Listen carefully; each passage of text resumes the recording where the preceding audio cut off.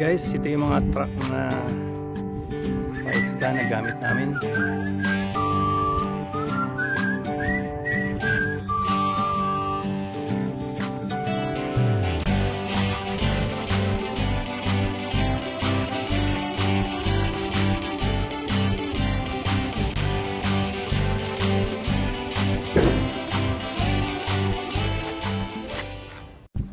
Hi guys, ito yung aking truck na personal na naka-assign sa akin.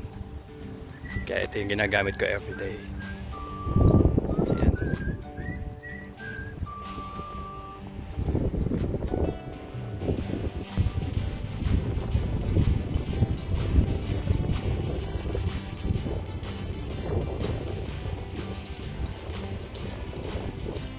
Yun guys, tayo ng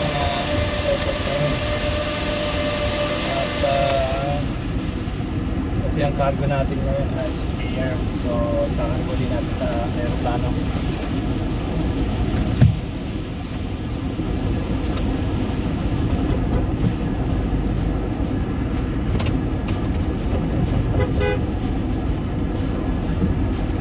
Ayun yung kasama ko, tatlo kami na iba-ibang direction, iba-ibang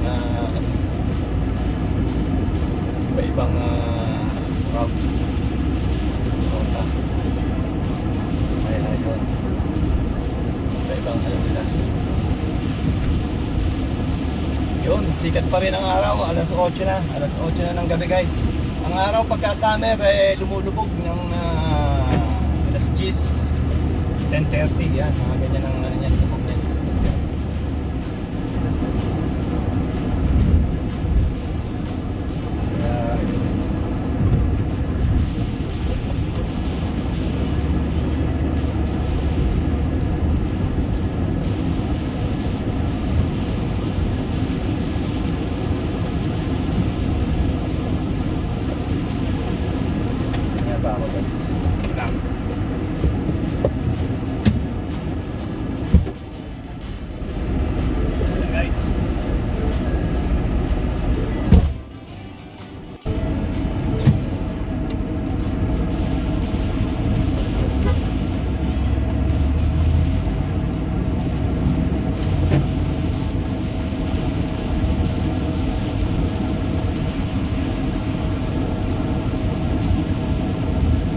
Taas na sikat ng araw guys, nakasilaw.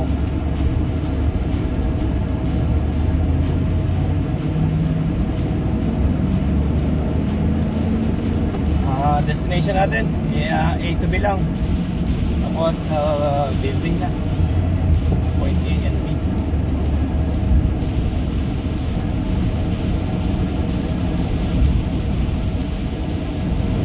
Busy ang mga tao ngayon guys, kasi laban ng hockey championship, Oilers, tsaka laban ng Oilers ay Edmonton Oilers, the hockey team, number 1 ngayon sa mundo.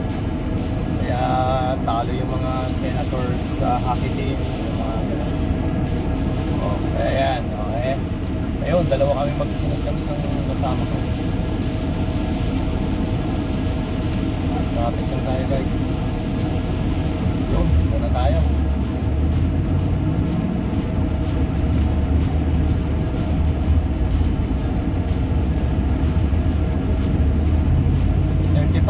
Minutes lang to drive. Tuloy tayo agad.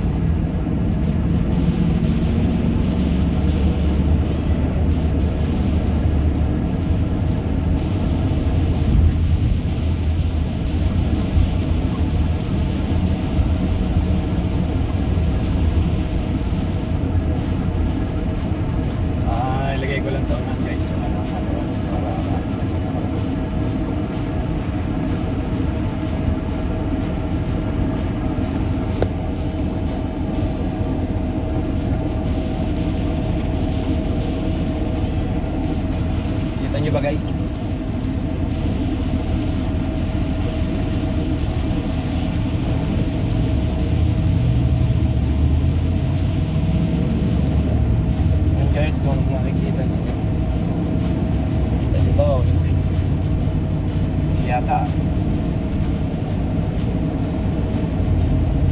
Wagner Station guys, ayan yung nakita nyo.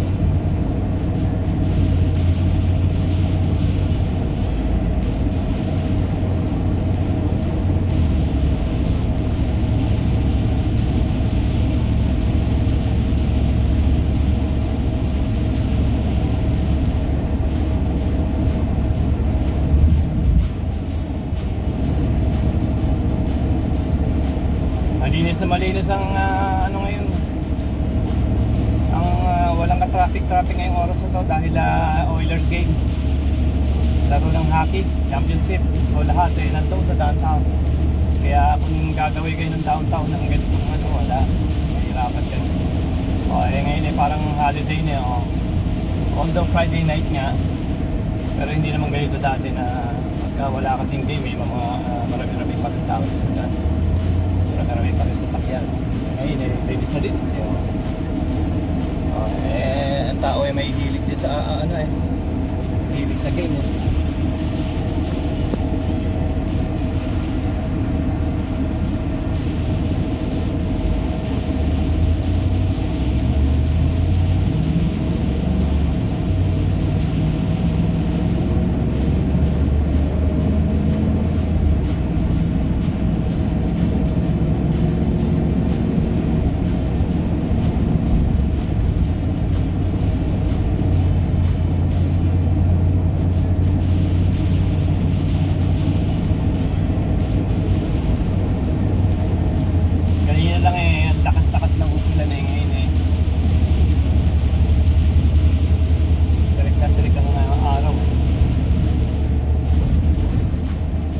Check, 8:15.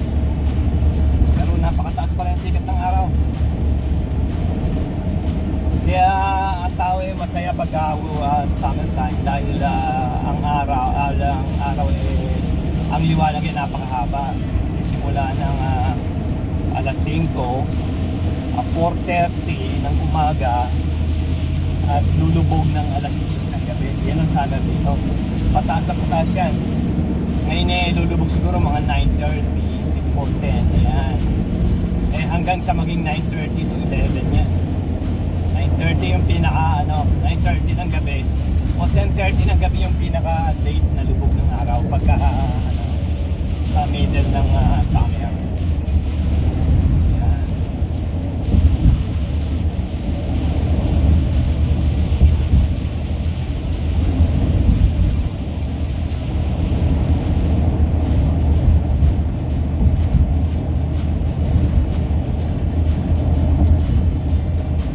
Napakahaba ng sikat ng araw pag summer o liwanag ng araw pag summer.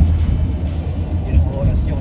So ang tulog, nga lang minsan nagkaroon ng kulang ka sa tulog. Kaya minsan dahil kailangan talaga ang kwarto mo may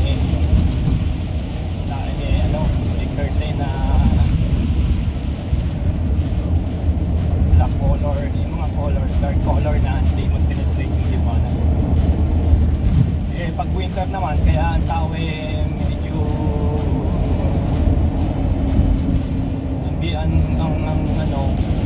moody.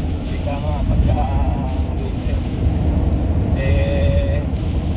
lulubog ng 4:30 ng araw ng hapon at sisikat naman siya ng 8:30 ng umaga. So napaka-short naman ng sikat ng araw o liwanag.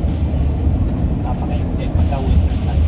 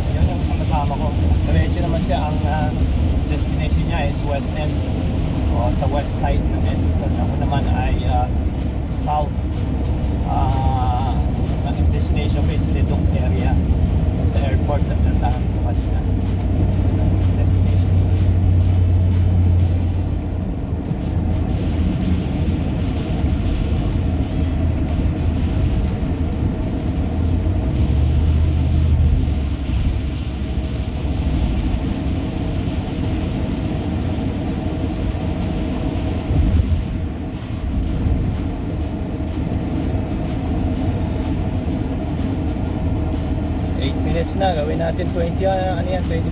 Tingnan natin kung makakarating ng ano. 8 minutes na kasi hindi minsan nang ino-hold lang ng memory is 15. Pero tingnan natin kung kaya ng 20. Kasi ayokong ano nga, stop para makita nyo yung ano. Papunta dun sa airport. At least kung makapunta kayo dito ng Canada, alam nyo papunta ng airport. Pero hindi na kayo dito papunta ng airport. Itong road na to ay Calgary Trail. Yan. O yung opposite side, one way lang to direction. Yung opposite side naman, sa kabila naman, going to downtown. Ito ay going to outside Edmonton. Yung namang isa is towards downtown. Yung tinatawag na Gateway Boulevard. Gateway Boulevard. Yung ito naman ay Calgary Trail. Oh, yan ha. Yan. Kailangan bilisan natin.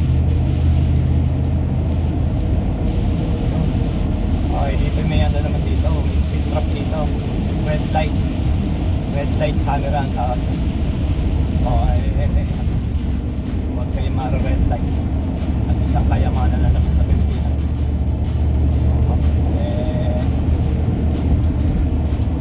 Magsalita. Red light, napakamahal.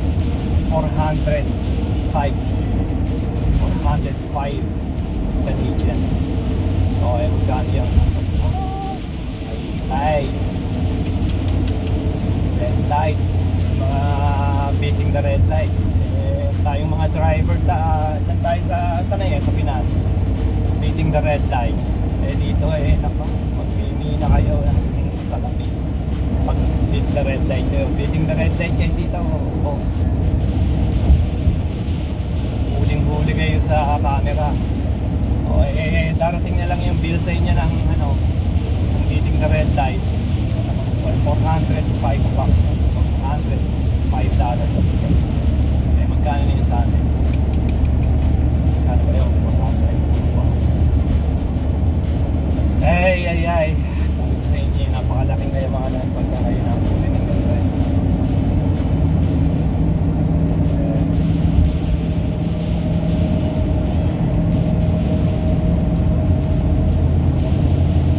Parang tao na nanonood lahat ng Aki nasa downtown lahat.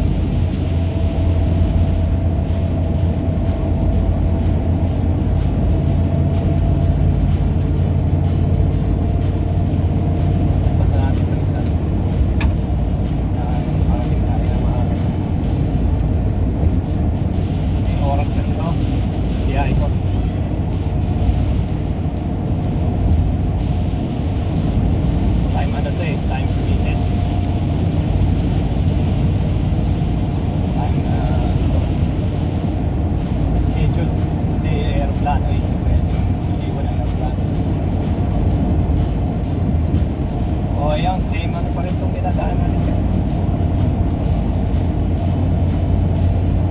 Kanina lang ang dala natin yung maliit na package ka. Yung makikita ko na sa video. Ito yung M5 lang to. M5 na truck naman itong aking natin. Ito yung inyong driver license na class 5. Ito yung pinakamalaki yung pwedeng drive sa class 5. Basta meron lang kayong training ng certified lang kayo ng inyong kunyari halimbawa kayo nagtatrabaho sa isang company na malaki, so certified kayo ng management. Ganun ang ginawa sa akin. Certified lang ako para makapag-drive ako ng 5 ton. 2 axle lang kasi to, kaya pwede kang mag-drive class 5. Class 5 driver license sa Alberta. Sa Alberta, hindi ko po sinasabi sa ibang lugar.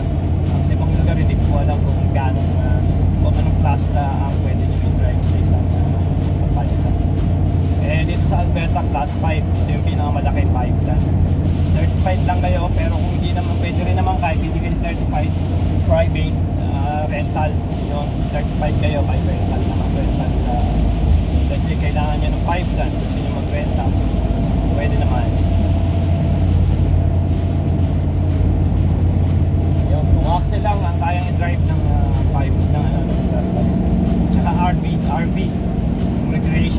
vehicle. Yung RV bus, ayan, pwede yan.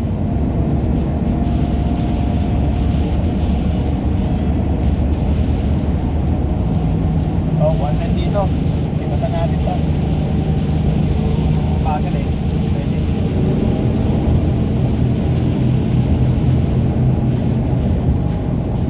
Kagustuhan ko sa 5 ton ito is gasoline. Kaya konting birit na lang talagang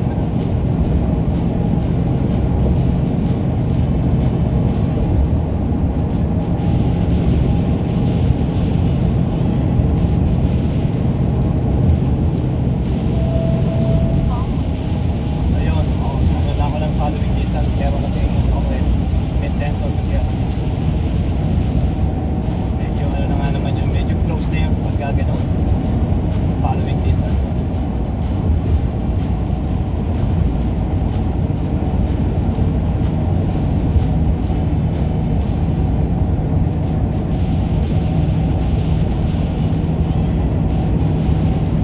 One way lang ang pagkikita ko sa inyo guys, kasi yung kabilang way naman nadaanan natin. So, ito rin naman nadaanan natin, 5 ton lang ang dala ko ngayon, kaya wala na rin tayong memory naman, ubos na rin yung memory ng ating yung ating space sa ating cellphone. Kaya yan eh.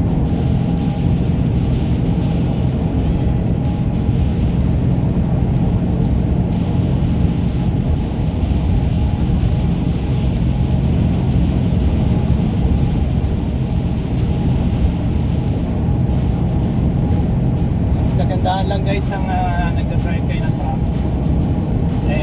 ano yung visibility niya wide, yung walang mga blind spot, kita mo halos walang blind spot. Meron din kaming camera sa likod, backup camera, ano yan, online to yung camera nito, gumagana to kahit hindi ka magpapasok. Kaya kita mo siya, blind spot dito. Kaya nga ano siya, malawak yung wide ang kanyang kita mo lahat from here kasi mataas yun.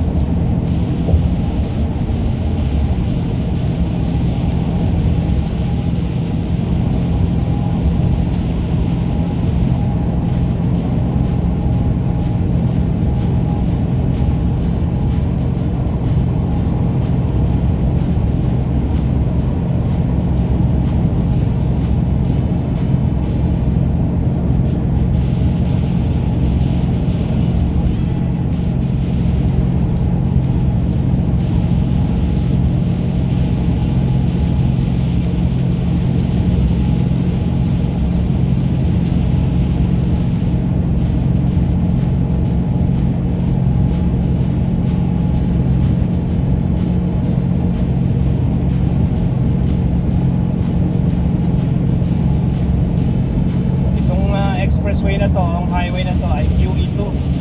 Ang QE2 ay yung highway papuntang Calgary, Banff, or Jasper, mga ganun. QE2 ay Queen Elizabeth or Highway 2. Ayan, QE2. Kung sa kabila naman, papuntang Jasper, meron din Yellowhead naman. Guys, meron na kayong konting kaalaman to. Kung hindi nyo man alam ano rin, napaka-easy lang. Google din naman. Google nyo lang dadali na kayo. Napaka-aluan mag-travel ngayon kaysa dati. Dati ang gamit ko yung GPS pa na hindi cellphone bibili ka pa ng Garmin na GPS. Ngayon hindi na, cellphone na, basta may signal kayo.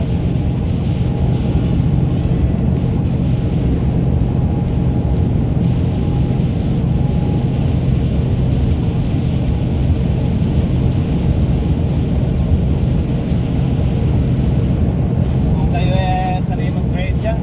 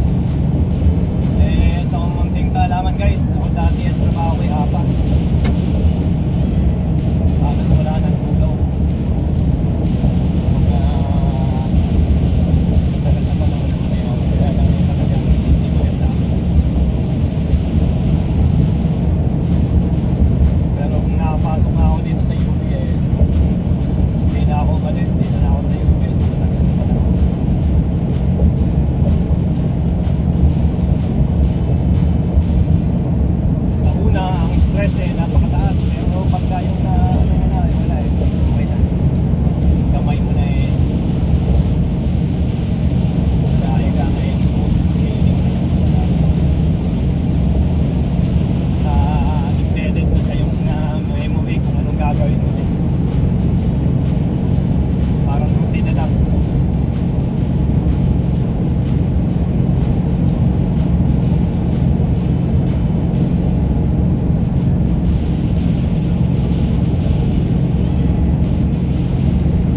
Exit tayo dito sa 522 papuntang airport. Airport terminal to. Ang ating kanto naman ay nasa likod. Nasa likod ng malaking airport, malaking terminal. Doon tayo pupunta para ikanto doon sa airport ng ating mga international kasi to, kaya kailangan ay makuha na o matanggap ng recipient or kung sino man ang receiver.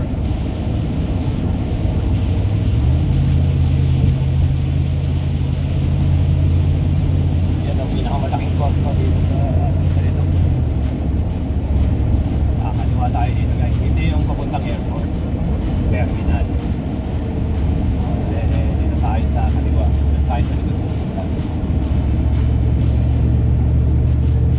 tayo yan. Airport perimeter road tayo. Perimeter road. Wow. Oh, hindi ko alam kung ayun. Sakto. Nakagaw tayo. Tama, natsabahan natin. Oh, yung space natin siguro wala na. Oh, meron pa rin guys. May space pa rin ha. Natigil. Oh, na-stop lang tayo dito. Ako. O yan, yung kasama natin, Purolay ito. Nagbababa din yan sa ating pagbababaan. Ayan, naunahan tayo. Pauwi na siya. Balik siya na uli ng city. Ibang city to kasi, Litok to eh, Litok. Outside city of Edmonton to. Oo, magandang stoplight ha. Yun, go!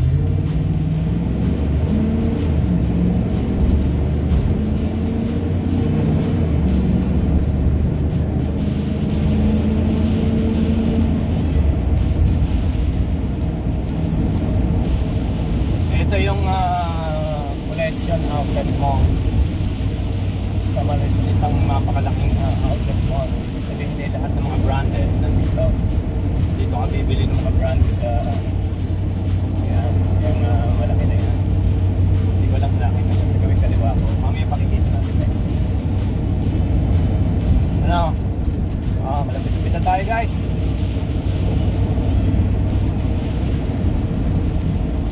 Back and relax lang. Wow. Oh, wow. Oh, stop sign. Oh, yan. Oh, full stop. Oh, not rolling. Ha? Okay, tsaka go.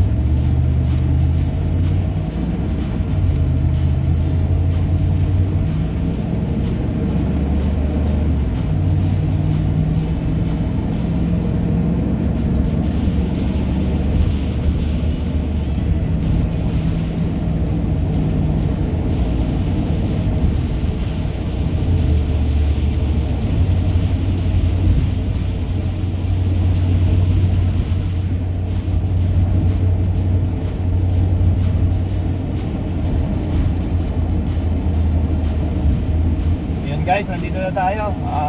Mag-unload lang kami at papalikan ko kayo lighter guys. Ciao. Balik na tayo ng warehouse at tapos park shop. Ganun ang ano natin. Routine, pagka ito ang gagawin mo. Yung bukas naman, babalik din ako rito, pero ano naman, yung maliit na package car, yung pinakita ko sa iyo, yung pinadrive ko naman. Hindi naman ang dala natin. Yun lang basically na ginagawa natin everyday. Walang secret doon. Ito yun eh. Yan.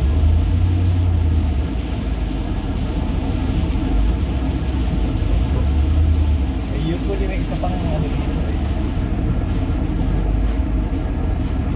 May isa pa tayo.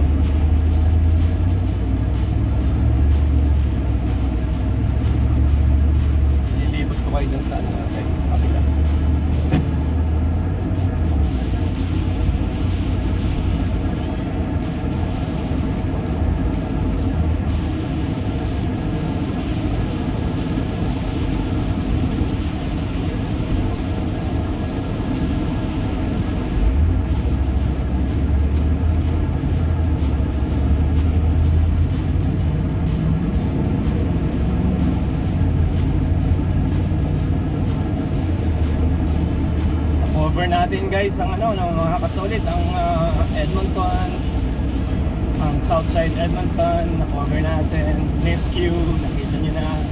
Leduc, nakita nyo na, which is ito nga yun.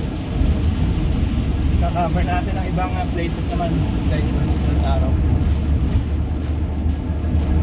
Yung bukas malayo-layong ibig sabihin napakaraming area, kaya lang kailangan bawasan ko muna yung videos ko sa cellphone para makapagkaroon ng space. Pwede naman yun, every Saturday naman ginagawa natin. Ito naman, everyday naman to. Yung isa kasi sa Saturday lang, sa maliit lang. Ito package car. Yung truck na to, pang everyday ko to, kaya itong oras. Ang route ko naman West End sa Monday.